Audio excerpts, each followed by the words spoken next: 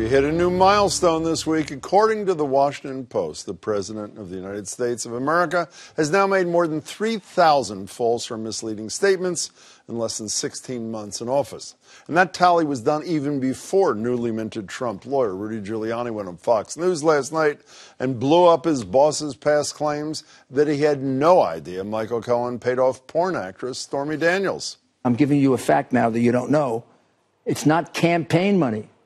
Funneled through law firm, and the president repaid it.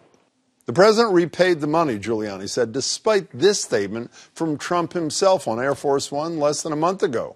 President, did you know about the $130,000 payment to Stormy Daniels? No. Do you know where he got the money to make that payment? No, I don't know.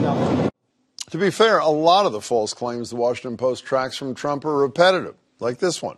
It will be the largest tax cut in the history of our country. The president has made that statement 72 times, despite the fact that it's the 8th largest tax cut. And then there was this statement he tweeted out Tuesday about the leaked Robert Mueller questions. No questions on collusion. Oh, I see. You have a made-up phony crime collusion that never existed. Well, there were, in fact, roughly a dozen questions on collusion, if you're keeping score at home. For reference, when the Post first started tracking this, Trump made an average of 4.9 false or misleading claims per day, what Kellyanne Conway might call alternative facts. Now it's about 9 a day, including 44 alone last Saturday when the president spoke at a rally in Michigan. Wages are going up for the first time in many, many years. This is the state where Henry Ford invented the assembly line. The only collusion is the Democrats colluded with the Russians. But the thing is, the lying doesn't stop at the top. As the saying goes, certain things I can't say on PBS run downhill. Here's White House Press Secretary Sarah Sanders on that Stormy Daniels payment issue. There was no knowledge of any payments from the president, and he's denied all of these allegations. And who could ever forget this oldie but goodie, the greatest White House spokesman lie of maybe of them all. This was the largest audience to ever witness an inauguration, period, both in person and around the globe. So clearly the trickle-down effect is alive and well in the White House, but could it be running downhill to the rest of us as well? Joining me are Clair Wardle, Executive Director of First Draft. It's a project at Harvard Shorenstein Center aiming to fight mis- and disinformation. It's good to meet you, Clair. Thanks for being here. Tom Whalen, Associate Professor of Social Science and American History at Boston University. Tom, good to see you again, too. 3001, 9 a day. A caller to a radio show today said, this is what presidents do. They do, I believe, but just not in this kind and volume, correct? Right. This is unprecedented. You could call, Trump the Homo erectus of presidential lies. It's been evolving really since Dwight Eisenhower, when he was caught lying about the U-2 incident, saying the U-2 plane was simply a weather balloon when the Soviet Union actually captured a live pilot. And then you go into Vietnam, the light at the end of the tunnel, then the Pentagon Papers prove that all wrong, and then Watergate. So this has been going on. And, of course, I did not have sex with that woman. Oh, that little thing, yes. But, it seems to me that qualitatively, and I'm not defending lying, obviously, at all, those in some ways were to defend a policy or defend self. With Trump, there seems to be almost no reason for a lot of this other than joy. Most of them appear to be spontaneous. They are different historically in terms of kind, are they not? Right, and it just goes to the character issue. I think it was Alexis de Tocqueville, the great philosopher, said it's easier to tell, an easy lie than a complicated truth. And complexity has nothing to do with the political career of Donald Trump. How is the press, other than this Washington Post thing, how has the press handled this? I worry to some degree, and I almost hesitate to say this, that the more intensively we cover it, the more it becomes normalized for the public, and they say, well, another day, another lie. Am I right or no? Yeah, there's real questions about how the media covers disinformation, whether it's the president or whether it's some of the rumors or false piece of information online. By debunking that kind of information, sometimes we're giving additional oxygen to those rumors. But at the same time, how can you responsibly report on what's happening? So what does this mean for society? And what individual responsibility do all of us have to not share misinformation? So what is the answer? So as a society, it really should be that all of us are part of the ecosystem. So if I share something that's false on Facebook with my friends and family, I have to take responsibility. But if you're seeing that modelled from the top, what does that mean? And how do we, as a society, actually treat one another if we feel that we're lying? One of the problems is some of us are part of a different ecosystem. There's this survey from something called, that I'm sure you both subscribe to, the American Sociological Review. It's a post-election survey. Trump voters, 61.8% view him as highly authentic. 5.9% is highly inauthentic. And the point they're making is that people who feel marginalized, blatant lies pass for authenticity.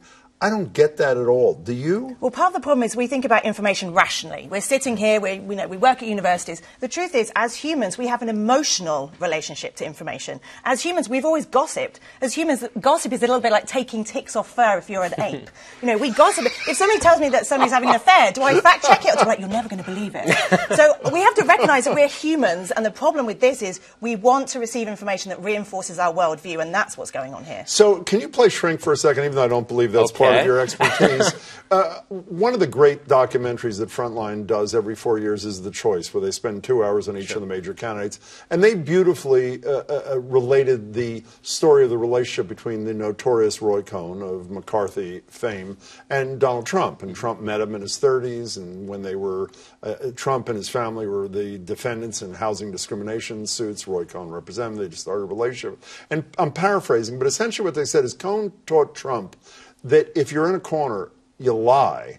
And as long as you relentlessly keep lying, the lie becomes the truth for a lot of people. So is this a conscious strategy, do you think, on his part, or he just can't help himself? Absolutely, because Roy Cohn, who was he basically supporting? Joe McCarthy in the 1950s during the Red Scare. Joe McCarthy held up a piece of paper here and said, I have a list of 200 traitors in the State Department. He kept on changing the numbers, but the people didn't care who were in his audiences because they were in their own kind of individual ideological silos. And I think that's where America is right now. People are in their little ideological silos, and they don't care about facts. Can we go to some people one layer down from the president who also appear not to care about facts? Here's what Sarah Huckabee Sanders, the press secretary, says when she's accused, I guess you say, of passing along things that are not true. Here she is. We give the very best information that we have at the time. I do that every single day, and will continue to do that every day I'm in this position. And we all know other examples. Jeff Sessions, no contact with the Russians, he tells the people in Congress. Is it typical, from what you observe, that for lack of a better expression, that lying and deceit trickles down to the next layer of people, either to please the boss or because it becomes part of the environment? You know what I mean? Yeah, I think it's just difficult to know what would you do in this situation. I mean, she can't stand up there and say, oops, sorry. I mean, so she has a job to do. But in an environment that within her saying that, you've got thousands of people on Twitter immediately saying, no, that's not the case. We live in this odd space now where you've got no space to lie because people are automatically saying not, but then there seems to be no repercussions for that. Now, and I assume historically, the examples you picked before, the lying, deceit for different reasons, everybody or most people towed the line, did they not? Right, and you have to remember here there's been a general cynicism now going back about 50 years, and really Vietnam is what really exploded everything. People expect our presidents to lie. This president just happens to lie more than any other president to date. Well, even though the volume and the kind are different, based on what you just said, Tom, is if the expectation, as that caller had today to my show, we expect presidents to lie. Is that also part of the reason why this seems to be okay with a huge, well, okay is probably a poor choice of words, something with a broad swath of the population? Is that possible? I think so. So cynical to begin with? Because this has been an evolutionary process. And the problem here is that it's eroding our democratic institutions. And when that happens, you're inviting, demagogues, authoritarian types, someone like Donald Trump. Based on your research, Claire, for a second, the thing that worries me the most, maybe it shouldn't, but is not what's happening at the top, because I think most people are onto it, whether they accept it or not, but and not to trickle down to his staff, but to trickle down to the rest of us. Another emailer or a radio show today was a mother of 2 teenagers who said, I'm worried that my kids are going to start to think this is okay. If the most powerful, prominent person in the world lies with abandon, then I can lie too. Based on your research, is the experience that lying at the top does trickle down to all the rest of us, or no? I don't know about that as much about the research, but I do think we're in a situation where people say you don't know who you can trust. So some people say you can't trust the president, some people say you can't trust the media. And so my worry is we're actually turning inwards to say all I can do is trust my friends and family. And how as a society can we actually operate if we don't have institutions that we have trust in? And I think, younger people are modelling this now and hearing you don't know who to trust anymore. And I'm not sure you can trust your friends and family if it turns out it does become normalized. Absolutely. Do you suspect it does? Well, I mean, I see it in my students in my classroom. How so? Basically, in their explanation of what they've said or done, a lot of times I get the alternative facts. Is that really true?